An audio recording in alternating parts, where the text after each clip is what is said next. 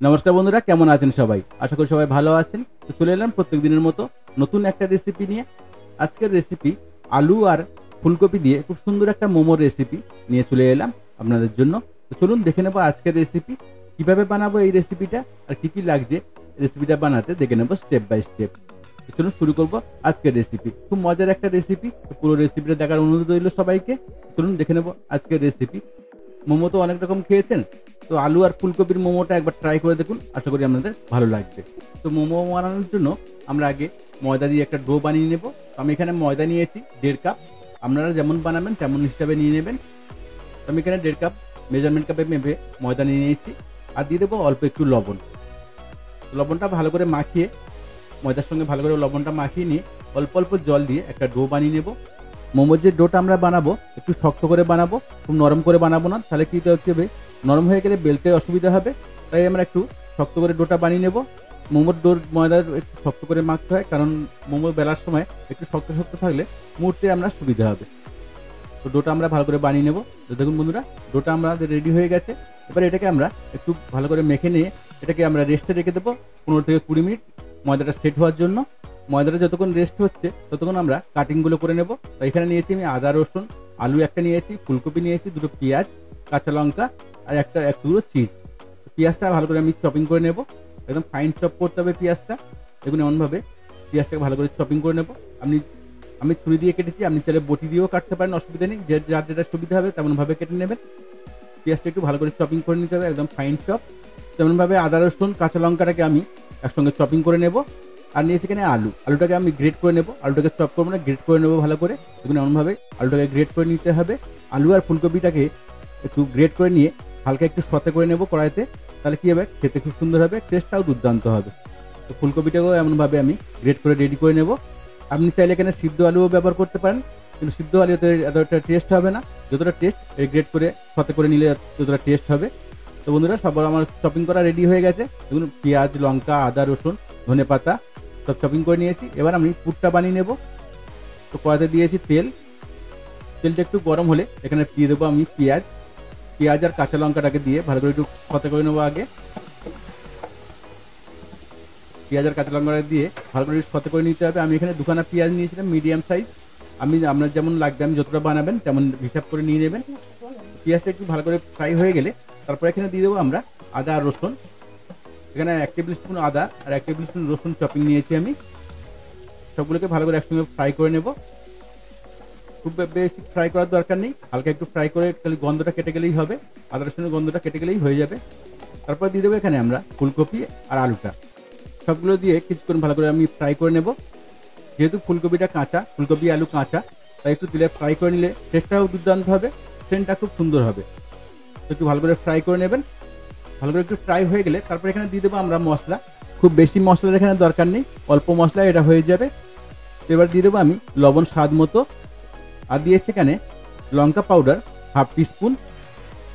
আর দেবো হলুদ powder 1/2 teaspoon. আর দেবো এখানে ম্যাগি মশলা 1 টেবিল স্পুন। তো সবগুলো দিয়ে একসঙ্গে ভালো করে এটাকে মাখিয়ে নেব। আর কোনো মশলার দরকার নেই, এই মশলাই আমাদের যথেষ্ট। এবার সবগুলো দিয়ে আলু, ফুলকপি, পেঁয়াজটাকে ভালো করে একটু ফ্রাই করে নেব। তো কিছুক্ষণ ফ্রাই করার পরে দিয়ে দেবো ধনেপাতা।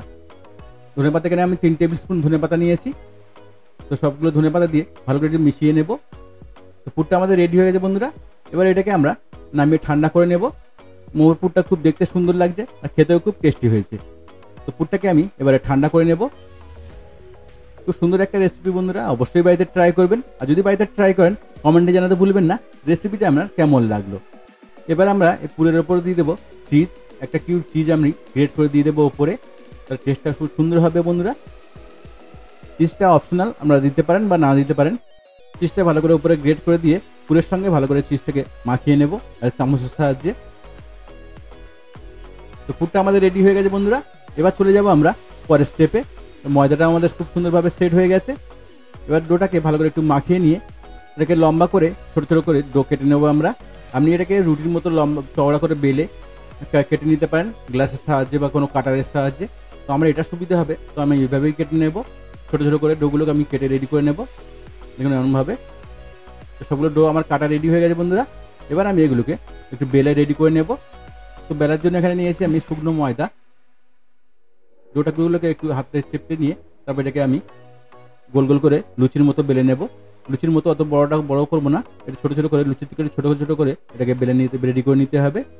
এইভাবে ছোটো ছোটো করে সবগুলো বেলে রেডি করে নিতে হবে বন্ধুরা। দেখুন এমনভাবে একদমই পাতলা হবে। তো সবগুলোকে এমনভাবে বেলে আমি রেডি করে নেব। আপনি চাইলে গোল রুটির সাহায্যে রুটির মতো বড় করে বেলে আপনি কাটার দিয়ে বা গ্লাস দিয়ে কেটে রেডি করে নিতে পারেন। আপনার যেমন সুবিধা হবে আপনি তেমনভাবে এগুলো কেটে নিতে পারেন। দেখুন এমনভাবে আমি সবগুলো বেলে রেডি করে নেব। থিকনেসটা ঠিক এমনই হবে, খুব মোটা হবে না, খুব পাতলাও হবে না। তো সবগুলো বেলা আমার রেডি হয়ে গেছে বন্ধুরা। এবার আমরা মোমোগুলো বানিয়ে নেব। তো বানানোর আগে যে থালাতে আমরা স্টিম করব সেটাকে একটু তেল দিয়ে ভালো করে গ্রিস করে নেব এমনভাবে। তাহলে কী হবে, স্টিম করার সময় একটাও থালার গায়ে লেগে যাবে না বা ছিঁড়ে যাবে না। তো ভালো করে আমি থালাটাকে গ্রিস করে নিয়েছি তেল দিয়ে। এবার আমি একটা একটা করে বানিয়ে নেব। কেমনভাবে মুড়বেন মোমোটা দেখে নিন। যদি রেসিপিটা পুরো ফলো করেন তো মোমোটা বানানো আপনার কাছে একদম সহজ হয়ে যাবে। তেমনভাবে সবগুলোকে আমি মুড়ে রেডি করে নেবো। দেখুন বন্ধুরা কেমনভাবে মুড়বেন মোমোটা, দেখুন এমনভাবে মুড়ে রেডি করে নিতে হবে। যেমন আমি আর একটা দেখিয়ে দিচ্ছি কেমনভাবে মুড়বেন। এমন ধরবেন, ধরে দু সাইডে খালি ময়দাটা তুলে নেবেন, তাহলে এই ডিজাইনটা রেডি হয়ে যাবে। আরও অনেক রকম ডিজাইন আছে, যদি সেই সব ডিজাইনগুলো আপনারা দেখতে চান তো অবশ্যই কমেন্ট করবেন। সেই সব ডিজাইনগুলো আমি দেখিয়ে দেবো কীভাবে আপনারা আরও অন্য অন্য ডিজাইন বানাবেন। প্রথম দুই একটা হয়তো প্রবলেম হবে, তারপর 2-3টে বানানোর পরে আপনার পুরো ডিজাইনটা এসে যাবে, অসুবিধা হবে না। সবগুলো এমনভাবে বানিয়ে রেডি করে নিতে হবে বন্ধুরা। আমি একবার স্টিম করার মতো সবগুলো আমি রেডি করে নিয়েছি। এবার এটাকে স্টিমে বসিয়ে দেবো। তো আমি স্টিম বসানোর জন্য জলও গরম করতে দিয়েছি। দেখুন কত সুন্দর হয়েছে।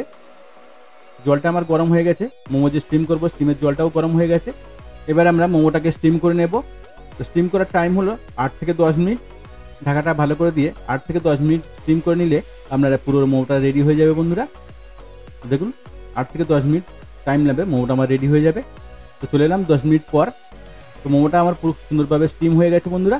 এবার এটাকে তুলে নেব, বাকিগুলোকে এরকমভাবে স্টিমে বসিয়ে দেবো। দেখুন কত সুন্দর হয়েছে, দেখতে কত সুন্দর লাগছে, খেতেও খুব মজা লাগবে। পুরো ভিডিওটা দেখার জন্য সবাইকে ধন্যবাদ বন্ধুরা। ভালো থাকবেন, সুস্থ থাকবেন। আবার দেখা হবে নেক্সট রেসিপিতে। এমন সব মজার রেসিপি দেখার জন্য চ্যানেলটাকে অবশ্যই সাবস্ক্রাইব করে রাখবেন। আর রেসিপিটা আপনাদের কেমন লাগলো কমেন্টে জানাতে ভুলবেন না।